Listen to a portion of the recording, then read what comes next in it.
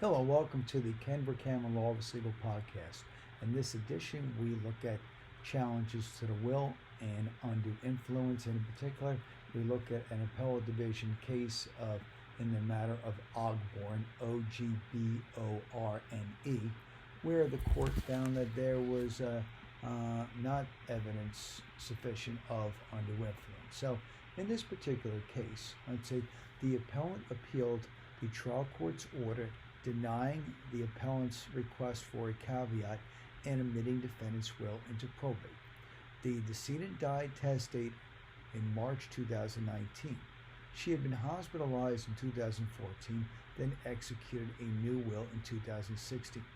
While her previous will split her estate equally between two sons, her next last will and testament left only a nominal specific bequest to the appellant, with the remainder going to the respondent.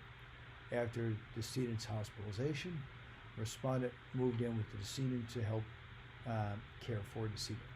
After decedent's death, the appellant sought to add a caveat to the will, basically to challenge the will, keep the will out of probate. Respondent filed with a complaint contesting the caveat and seeking to have the will admitted into probate.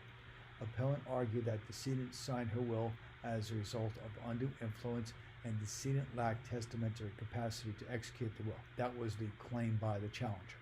The lower court ruled in favor of the respondent and admitted the will into probate.